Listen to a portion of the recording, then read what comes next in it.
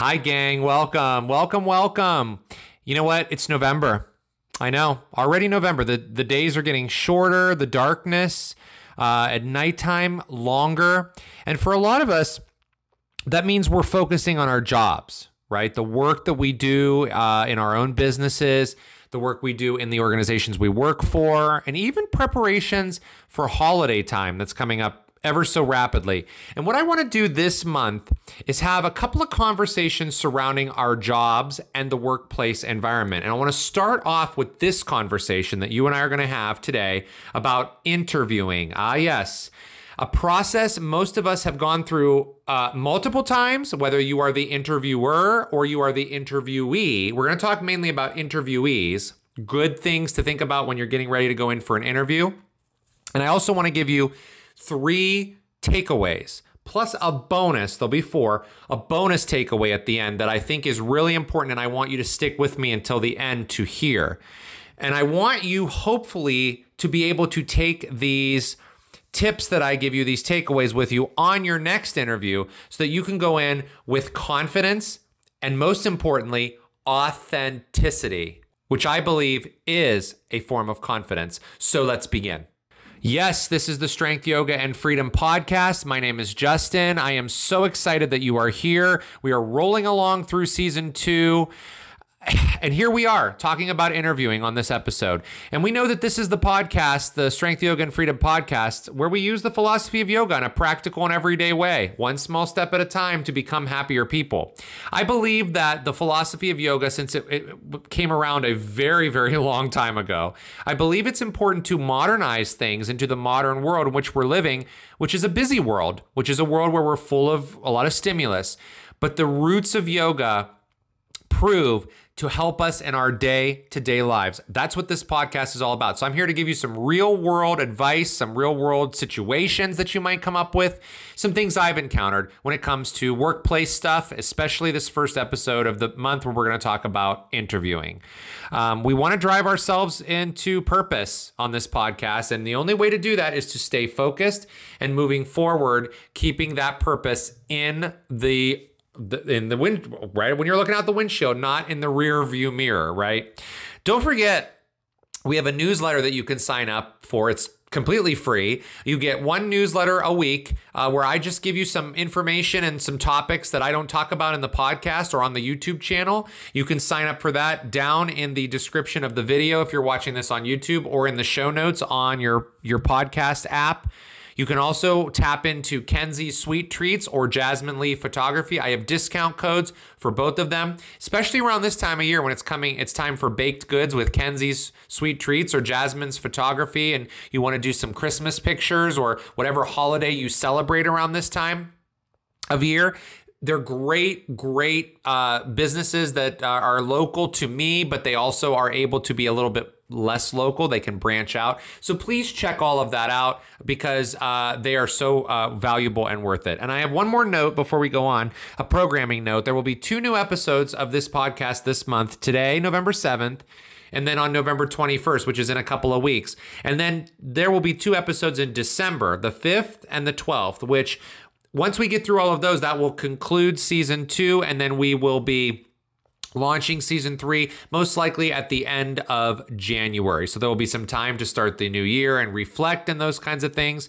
I've been listening to your feedback in person, some of you, and reading your comments and questions via emails and via social media and so on. And so when those things come to me, I try to take all of that and use that as preparation for upcoming episodes. So the season 3 stuff I've already started to work on, and that's coming up in late January. But in the meantime, we have these next 2 months to have some conversations. Also, due to a side body injury that I have right now, I've not been able to film as many yoga classes as I wanted to for this season, but don't worry because I have 2 more that are going to premiere. We had a Power Vinyasa yoga that was released in September, and now we're going to have a yin yoga practice that's going to come, which if you like stretching and you like putting yourself into poses where you can kind of stretch out and stretch specifically connective tissue, all the lining around your joints to give you a little bit more agility and a little bit of flexibility. We're going to have a class about that. And we're also going to have a class of restorative yoga, which is really decompressing and letting yourself melt into pillows and blankets. It's very, very nice.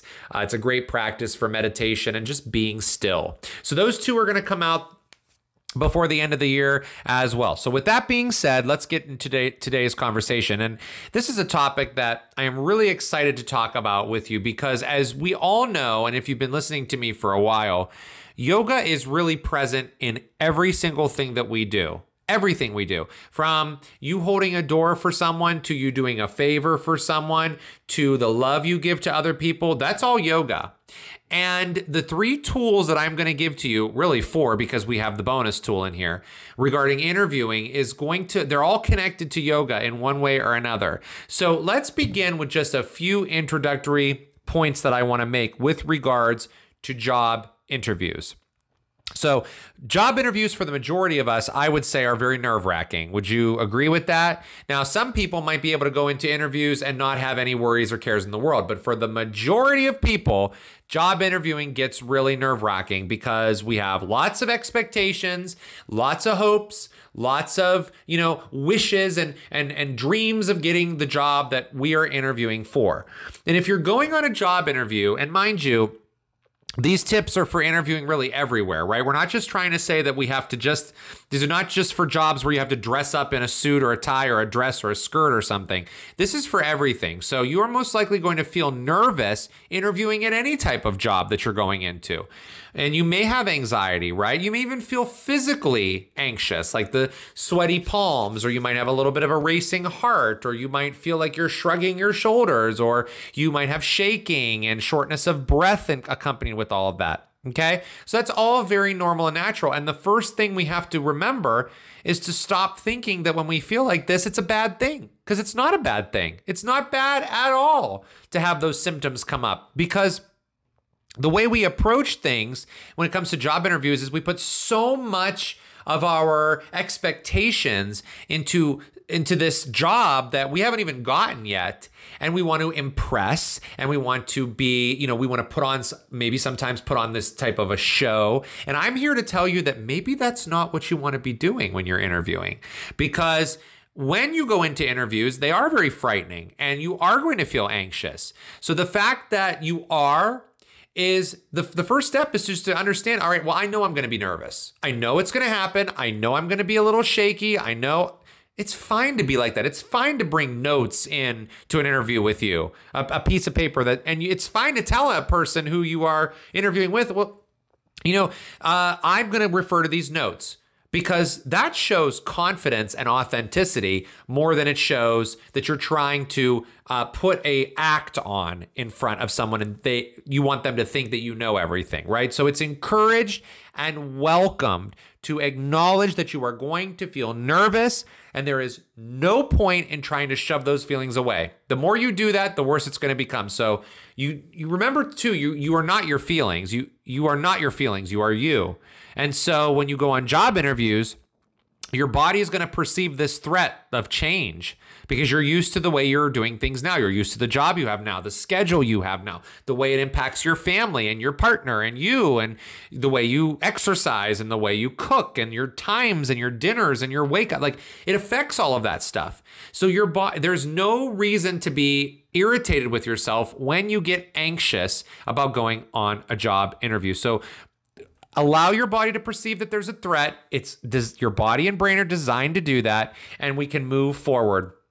Maybe use the feeling of anxiety to push yourself forward, because the feeling of anxiety comes from somewhere physical a lot of the times. And if you can harness that physicality and push yourself forward, it's crazy how you can do that when you learn to do that. Maybe we'll do an episode on that next season too. All right. Now that we have an understanding of that, we're going to feel nervous, we're going to feel anxious, we're going to feel excited, we're going to feel worried, we're going to feel out of control. We can press on with some tools. So let me give you these tools as someone who's just talking from me to you, right? These are tools that I have used going on interviews. There's tools I have seen when I have been interviewing other people. I've done countless interviews in countless different industries. And so these are just tips and tools from me to you. They may not work for everybody, and that's totally okay. But all I encourage you to have is an open mind, right? If you start attacking things before you even try them, that's not having an open mind. That's not practicing yoga. So we want to make sure we're doing that as we move through any kind of topic like this. So number one, let's talk about mindfulness practices. Why are mindfulness practices important for a job interview? I'm going to tell you why they're important, because your yoga comes in right now. It's one of the 8 limbs of yoga, dhyana, or meditative absorption. What in the world does that mean? You can refer to that just as meditation, but it is mindfulness. It is the ability to level yourself up into a higher form of consciousness, and using mindful practices help you to level up into that higher form of consciousness for situations like job interviews. Here's an example. When we do things throughout the day, most of us, we do them mindlessly or unconsciously, right? Like driving, using your cell phone, you do that unconsciously. You know, you just go and press buttons. You know how to text quickly and unconsciously. You don't have to think about it too much. The things you do at home, the tasks you do at home, the things you do at work sometimes, those are all done mindlessly. Interacting with other people mindlessly, eating mindlessly, drinking mindlessly, whatever. There is little to no conscious thought put into a lot of the things that we do throughout the day, and this is okay. Why is this okay? Well, if you had to think about every single thing you do all day long, can you imagine how exhausted you would be? You're already exhausted enough, right? You're mentally exhausted. I get mentally exhausted. But if you had to think about everything you had to do every day, all day, oh my goodness, that is way too much, right? And our brains are designed to learn things and then do things subconsciously. We talked about this on the last episode of this podcast when we talked about habits and routines and how habits and routines can get ingrained into the subconscious and you start searching for dopamine hits, right? So we need that. We need subconscious activities that are purposeful, right? We need that in our life. So it's very important that we do that. Some people call that autopilot. So basically what you're doing is when you're training yourself to be more mindful by introducing a mindful practice into your day or your weeks or whatever it is, you're training your brain to switch from the subconscious to the conscious brain when you need it to, which is a huge superpower to learn. And it's a key to pushing yourself into a higher version of yourself, which becomes happier, healthier, and feeling more fulfilled. I'm telling you that right now from experience. When you let these subconscious emotion shit go, that's when we turn into disaster. And we don't want to do that in interviews. So when you land the interview and you start preparing for it, which I believe you should prepare for interviews, but we're going to talk more about what I think you should prepare for.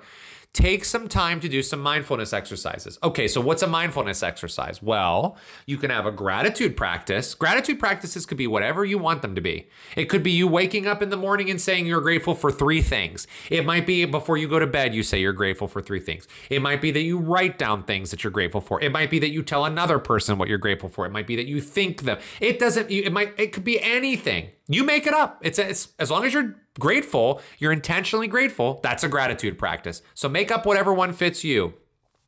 Another mindfulness exercise is a hobby that requires your attention to enjoy it. So for example, if you're doing things that you actually have to kind of think about to do, like crafting or gardening or painting or songwriting or designing things, drawing, playing an instrument, right? You have to think about doing those things when you're doing them. So a hobby that you have to actually think about is a mindfulness practice.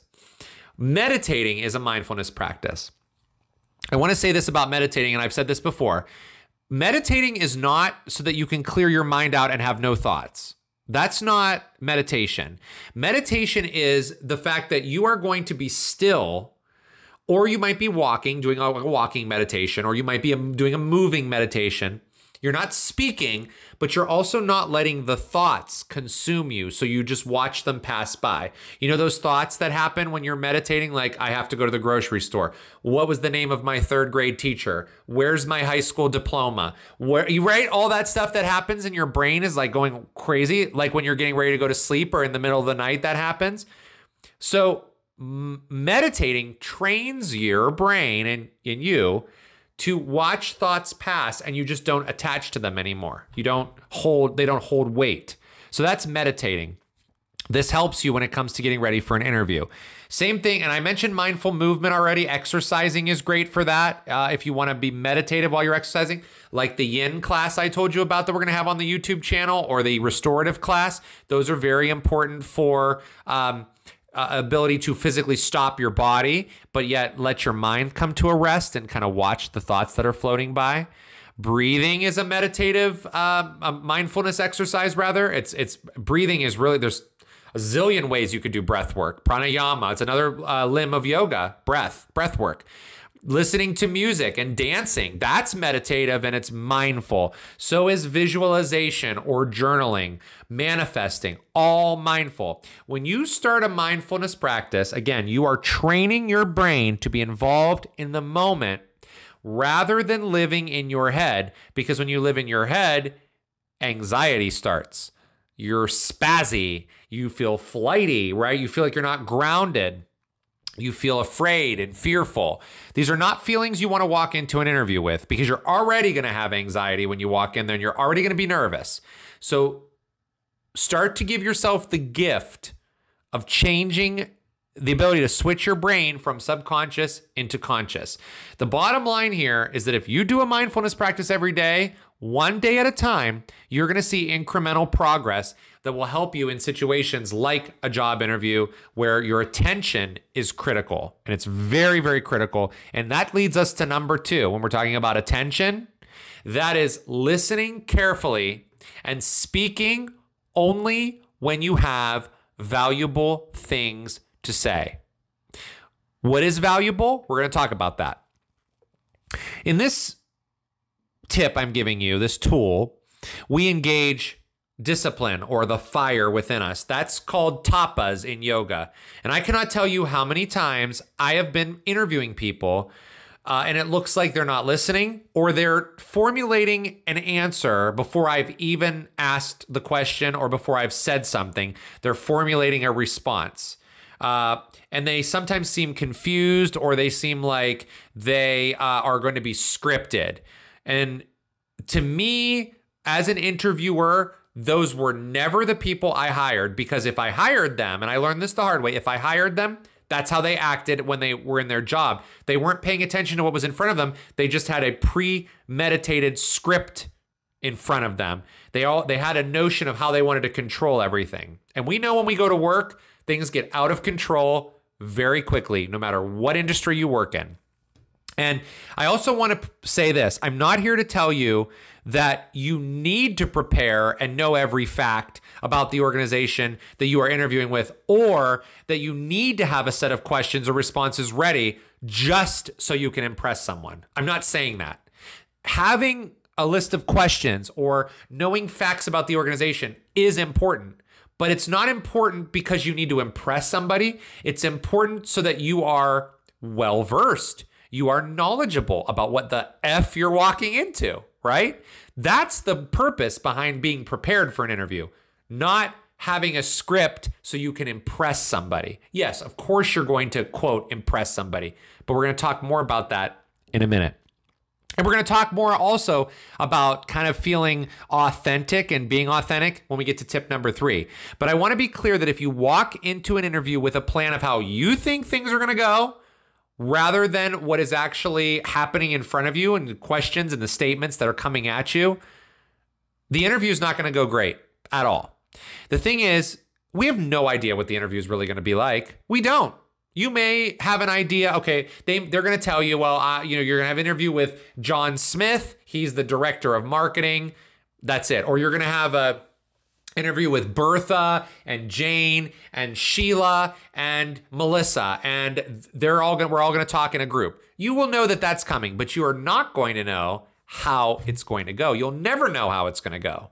And so when I've been to interviews where I've talked one-on-one with people and it felt like I was talking to a close friend. There's other interviews where it's been like a Q&A session. There's been other times where there's multiple people in the room, and it's a group conversation. So it's important to discipline yourself, tapas, to understand that what is being said right in front of you in the interview is the most important thing, because what's important to the employer needs to be important to you in that interview. Not your predetermined bullshit. What's going on right in front of you with that employer. So you can and should be prepared with information about the organization and, some key points you want to talk about, or things that you want to ask, questions, those things. Your work history, resumes, like all of that stuff's important, but stay present and make sure you're listening, because you're going to miss something if all you're thinking about is all the stuff you have prepared, right? And so if you're able to focus on listening and answering questions, staying in the moment, flowing with the conversation, it's going to turn out a lot more authentic than it would if you went in with a script. There are times and places to be scripted in life, and there are times and places not to. And I believe in interviews, you should have information, but you should expect the unexpected. If you have rehearsed or candid answers, the interviewer is going to know. They're going to know. They are going to pick up on it, because they interview dozens of people all the freaking time. So what I suggest here is having an idea of what goes on in the organization ahead of time, and then listening and being respectful to the person who is interviewing you, and asking quality questions or saying quality things if they are valuable to your position you are applying for, and if they are in alignment with what they are presenting to you, the employer is presenting to you. Because if you go off on all these other tangents about all the things that you have prepared and all the things you want to use to impress, the employers might be like, we're not talking about the fact that you did this 3 jobs ago. Like, this is what we do here, and this is what we do now. Because interviewers are going to go through a list of their own parameters of things that they're looking for in their potential candidates. So there's nothing worse than not listening and also talking about things that don't matter. For example, and I mean that they don't matter in an interview, it's not that they don't matter in general, but they don't matter in an interview, like your divorce, like your children's problems, like your drama that you created at your last job, or the drama that happened at your last job, or the unfair treatment at your last job, or, why, what things upset you, or what kind of schedule is most upsetting for you, and blah, blah, blah. And the reason I'm bringing all these up is not because I made them up. It's because I've heard them all, and I've heard more than what I brought up to you. I have heard the craziest things in interviews, and I didn't even ask. I've said like, welcome, and then somebody starts acting like I'm their therapist. When you go into an interview, that person is not your therapist. They're not your best friend. They are your potential employer. That is what you're in there for.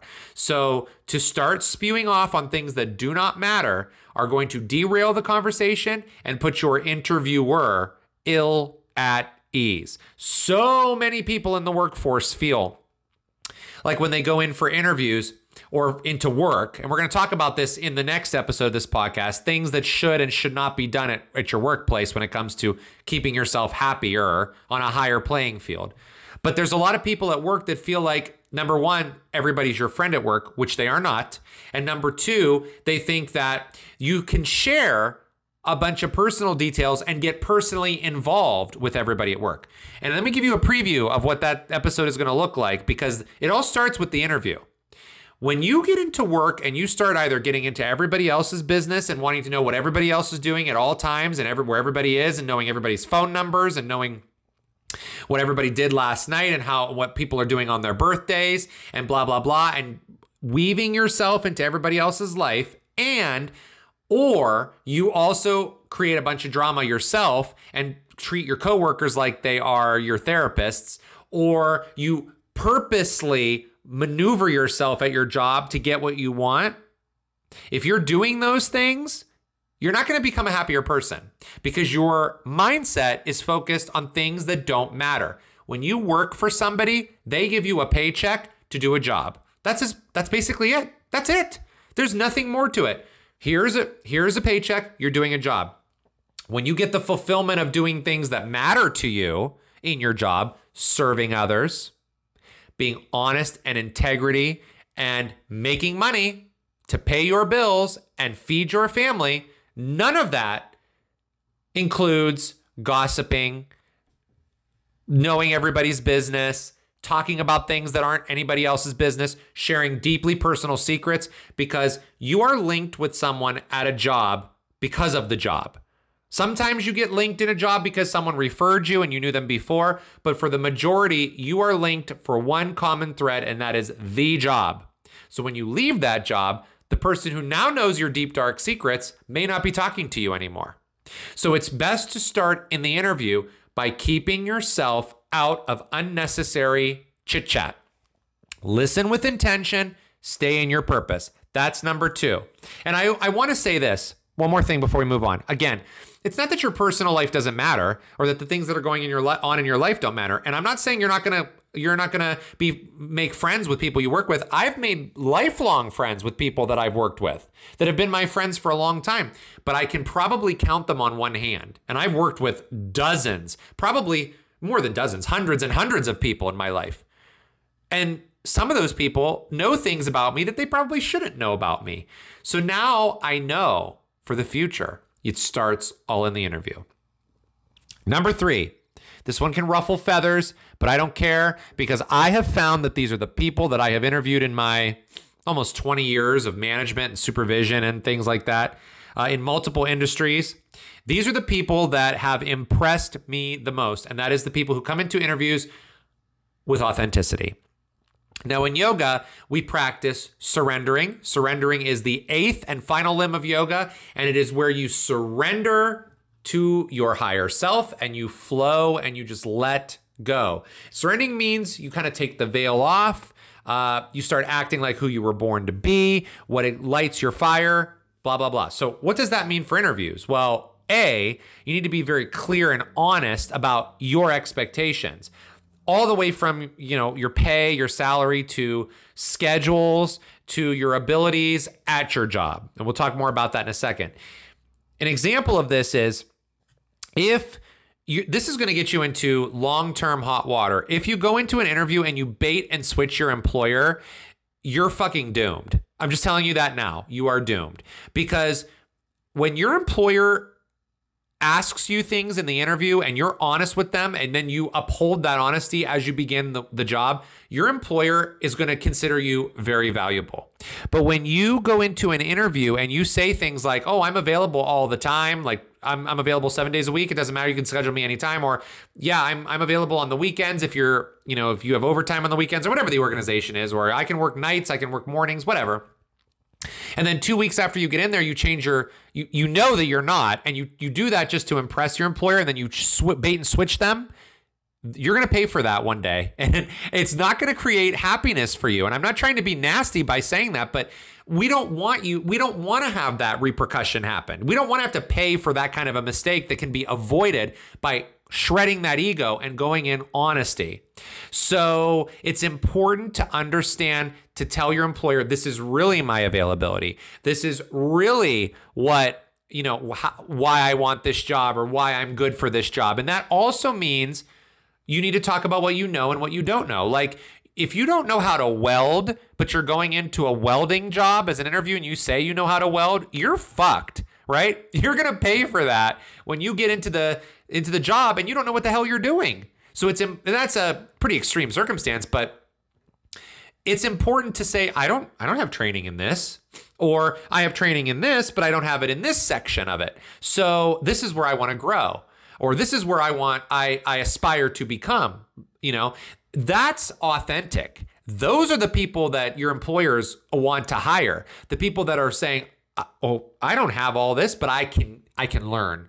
And your employer will know that you're willing to learn if you're not talking all through the whole interview and spewing out all the personal stuff that I told you about in number 2. And so it's absolutely critical that you are honest. You waste your time and the employer's time, which is very precious, all the time is, when you are not honest about your availability and the pay you want and your skill set. You waste everybody's time with that. So be sure your employer knows exactly where you stand, what you need with training and ahead of time, and all the things you're working on. No bait and switching, because you will pay for that in the future. I've seen it a zillion times. And lastly, with this one, being authentic doesn't necessarily mean that you walk in there and you dress like you are unprepared for the interview, or you just wear what you would wear outside of work so you could be your authentic self. That's not what that means. You should wear whatever you want to wear when you're not at work. But when you go to work, and this starts in an interview, when you go to work, you are receiving a paycheck to perform a job. And with that paycheck comes procedures and policies. It is your responsibility to follow those policies and procedures because you are receiving a paycheck. You're not going in there and doing it for fun. You're going in there to make money and to provide for yourself and for your family and to do the things that you want to do in your life. So it starts with the interview. So whatever you're interviewing for, dress accordingly, of course. But you can be authentic in how you dress accordingly, but it doesn't mean you're authentic in that you dress in the clothes. I wouldn't wear what I'm wearing this t-shirt now. If I was going to interview for a corporate job, I would make sure I had a jacket on or a tie, or, in ladies, you might want to wear a skirt or a dress or heels or whatever it is. These are the things that you may want to do. And yes, there is something to dressing to impressing, right? And I'm not necessarily saying I'm going to impress you with my outfit. That's not what we're saying. But you want your employer to know that you take what they do seriously enough to dress nicely. That's all there is to it. That's what that means when we dress for impress. Now, if you're dressing because you want someone to notice how cute you look, do that on another time, not in the workplace. And it starts in the interview. Remember, you as an employee are a representation of somebody else's brand. If you want to have your own brand, start your own brand. But if you are working for someone else, you are a representation of their brand. So it's very important to dress according to the brand. So authenticity means showing up with you and you as you are, with what you need, with what you need to ask for, with how you need to ask and what you need to ask for when it comes to the pay and the schedules and so on, and what your availability is, and what your skill set level is, and all of those things. And challenges, right? I don't have a car, or I rely on somebody for rides. Be authentic. Employers like authenticity. Now, here's your bonus tip. It's important not to be pushy, arrogant, or condescending in an interview. I've seen this so many times. Telling your potential employer that you are excited to hear from them, like a little bit assertively, that's okay. Like, I can't wait to hear from you in the future. I look forward to your call. That's okay. But to say things like, oh, so next week I'll be hearing from you then, right? Or, all right, well, thank you for this interview. I'm going to just go walk around and introduce myself to people. Folks, I've seen this stuff happen. That's why I'm bringing it up. Or, oh gosh, I know the owner. Did you know I know the owner? So we should be good to go. That's not okay to say either. Or things like, well, you're going to hire me. There's nothing wrong with confidence, right? But here's the thing. Confidence is authenticity. Your authenticity is your confidence. To me, they go hand in hand. If your employer knows that you're authentic, and you're not trying to manipulate things or be pushy or assertive to a degree that gets you into the category of ego, they are going to know you are authentically you, which makes you confident in how you operate. That's why the first tip was mindfulness. Because when you come into your conscious brain, you're out of the subconscious brain, and now you're able to recognize the things that are happening right in front of you. That is confidence. Subconsciously floating around the world in fear and in anger and in waiting around for the other shoe to drop is operating in a subconscious level because you're afraid. But when you go into job interviews, it's very important to be authentically you, because that shows confidence. That shows the employer that you are willing to do what you can with what you can bring to the table to move the organization forward. Organizations are not looking to go bankrupt. They're looking to go forward. So be a part of that in your job interview. So let's review one final time before we go.